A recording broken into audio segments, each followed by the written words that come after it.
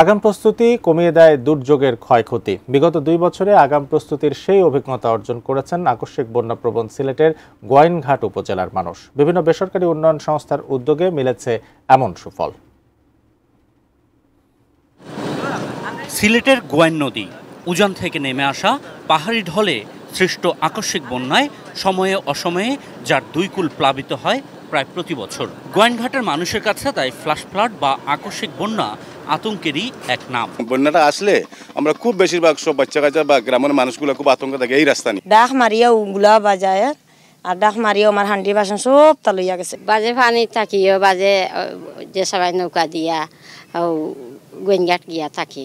এই অঞ্চলে দুর্যোগের ক্ষয়ক্ষতি কমাতে বছর 2 আগে ইউরোপীয় ইউনিয়নের অর্থায়নে কেয়ার বাংলাদেশ কনসার্ন সহ কয়েকটি উন্নয়ন সংস্থার সমন্বয়ে শুরু হয় সুফল নামের একটি প্রকল্প। আগাম বার্তা, আগাম প্রস্তুতি আর আগাম অর্থায়নের মাধ্যমে মানুষকে দুর্যোগে সহনশীল করতে কাজ করেছে এই প্রকল্প।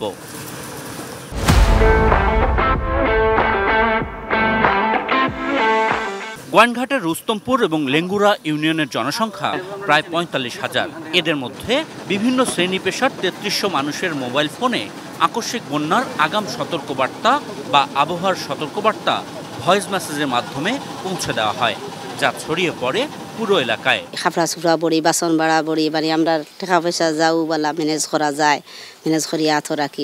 সতর্কতার প্রস্তুতি যেন থেমে না যায় এজন্য শিক্ষার্থী, কৃষক এবং নারীদের নিয়ে আলাদা করে কমিউনিটি দল করা হয়েছে, যারা নিজেরাই অন্যদের প্রস্তুতির বিষয়ে সজাগ করছেন।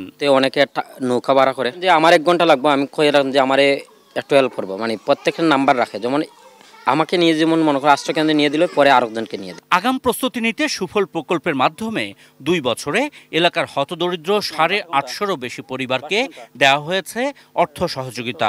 দরিদ্র ও প্রান্তিক পরিবারগুলোর জন্য এরকম সহযোগিতা সরকারি ও বেসরকারিভাবে আরও বেশি প্রয়োজন বলে মনে করছেন এই এলাকার বাসিন্দারা। কয়দিন আগে 5,000 টাকা পাইছি, ভাইয়া যেমন আমার কথা হইলো আমি 20টা আঁশ কিনছি। কেউ আছে যে গরু ছাগলদের আশ্রয়কেন্দ্রে নিছে, কেউ নৌকা কিনছে, কেউ হাঁস মোরগ কিনছে। প্রতি গ্রামে যদি ওনারা নৌকার ব্যবস্থা করতে পারে, তারপরে ফ্ল্যাশ শেল্টার নাই, যেমন স্কুল আছে, স্কুলের 1টা বা রুম বা 2টা রুম ওইগুলা মানে খাবারেজ দেয় না, তো এখানে আসলে ফ্ল্যাশ শেল্টার জরুরি। তারপরে বিশেষ করে নৌকা, বড় নৌকা ওইগুলা জরুরি। এই যে বিশেষ করে কিছু খাল খনন যেগুলা ওইগুলা মাটি ভরাট, এই বিষয়গুলো জরুরি এখানে। আশিকুর রহমান অপু, এটি নিউজ, সিলেট।